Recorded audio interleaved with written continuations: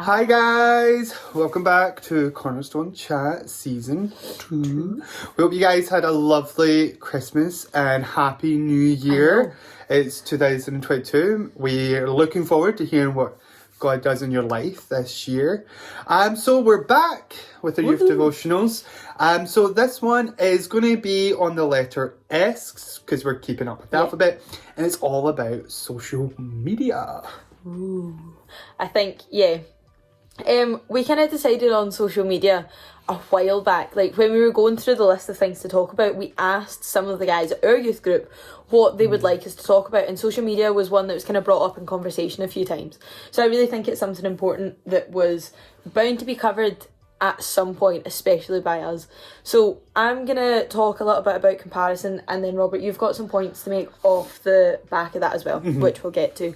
So initially, I love Instagram, right? Like I think we have to kick it off with that. Fair enough.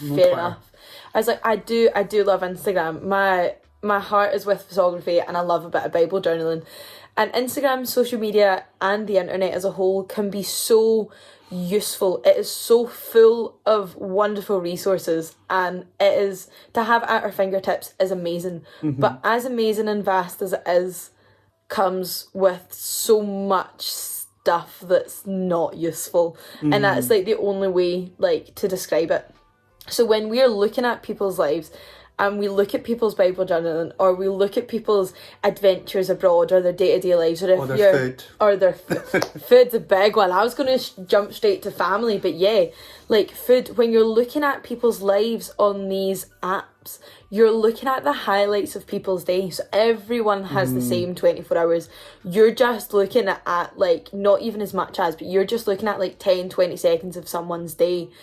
And that can be so like detrimental to you. So if you are on a journey of anything, you could be starting a family, you could just be yourself, and you could be looking at these things on social media, or you could be Bible journaling, or you could be, I'm just using those as examples for me because that tends to be what I look at, mostly the Bible journaling, not so much the starting a family bit. But we tend to look at these things and go, I wish I had that. I wish I had this. Their life looks so perfect. Why does mine look like that? And if you're anything like me, you jump straight to the why can't my life look like that? Why can't I have those things? And the social media kind of place in our life turns sour. It's not that, oh, that looks really pretty. Oh, that food looks really good. It's a, I want that. And that's when it kind of gets dangerous. That's when the comparison can become toxic. And Robert and I use this all the time, and I totally stole it from someone on Instagram. But comparison is the thief of all joy. And it is so, so true. It steals everything that you have, everything that's good on the inside. It steals it because you want more. Every time you see someone with something different, you want more. You want what they have. And we then stop trusting in God's plan for our life, and we stop relying on the fact that he has a plan for us, and his plan is good, and his plan is hopeful, and his plan is joyous. We start looking at, well, their plan looks better than mine. Why does God love them more than me?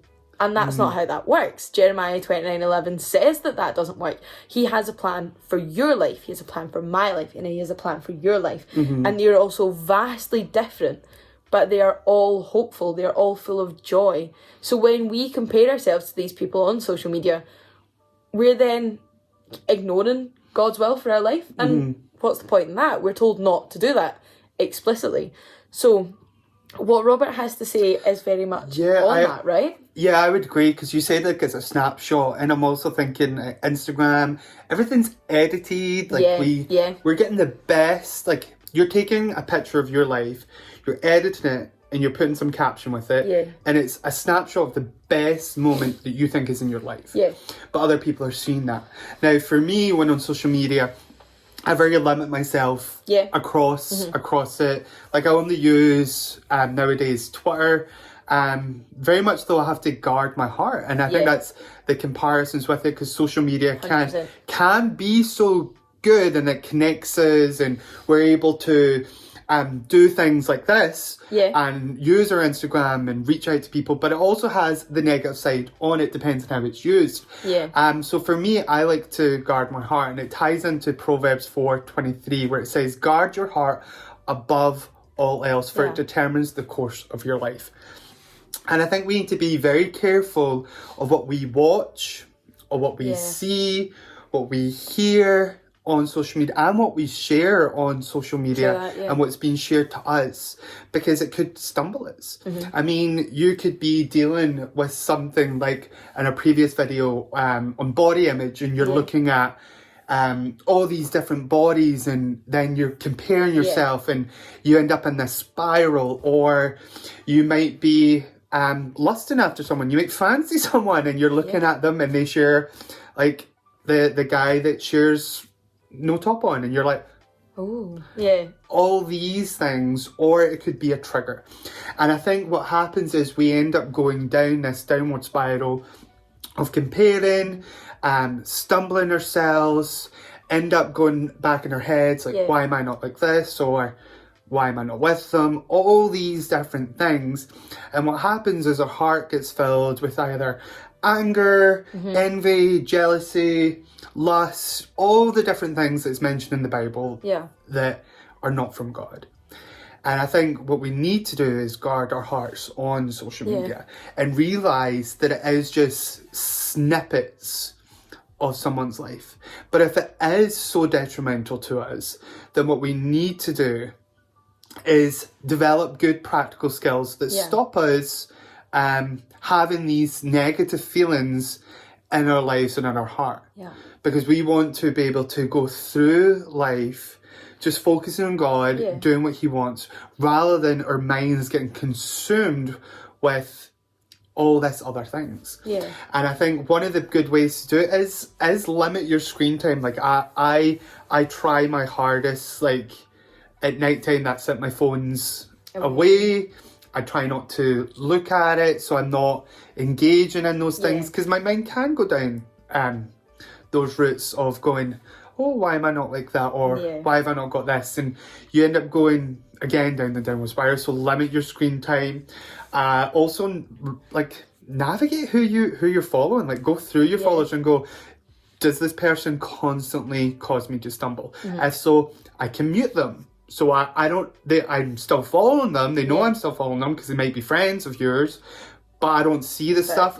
But if it's coming too much, then simply remove yourself or remove them from the situation. Because I've had a friend once who got really stumbled by looking at their Instagram stories and seeing their life play out and how they're walking away from God, and it really upset them. And I was just like, well, remove them. Remove that, because what it's doing for you, though you're friends with this person, what it's doing for you is not worth it. It's not worth it. It's bringing you down. It's making you like sad. It makes you angry. It's giving you all these times. So restrict yourself. Like, just because it's social media and you're not friends with them on there doesn't mean you're not friends with them in real life. Like, relationships don't come from that. So I think that's good ways to go with social media. Guard your heart. Don't compare. And the practical side, limit your screen time. Remove yourself from the situation, or remove your phone, or remove that person. And I think another one as well, if it is really a struggle, again, we keep going back to it, but accountability is the same. To someone. There's nothing wrong with going, do you know what, I'm really struggling with this. Could you make sure that I don't constantly keep going back looking at this? And then we're like, because that's what Galatians 5 tells us. Can't quite remember the verse, but it'll come to me. Galatians 5 tells us to come alongside and bear one another's burdens. Lift each other up. Lift each other up. So we're lifting each other up that way. So I think with social media, it is a really good tool. We love it. We love using it. But you also have to be smart when you are using it. And be like really reflective and honest with yourself and go, these things are detrimental to my walk with God. They're detrimental to my mental health, my emotional well-being. So I'm not going to have them. I'm not going to follow them, or I'm not going to look at it. So with social media, if you are struggling with any of that, please please reach out to us. We're here to pray with you, give you advice. We can even send you to someone if we know that could help more often if it's out with our knowledge. But again, please feel free to drop in the comments below, reach out to us on our Instagram or Facebook or anything else, or website, whatever. So with that, we hope you guys have had a good start to 2022. Can't believe it. We will see you soon. Bye. Make good choices. I forgot about that. Bye. Bye.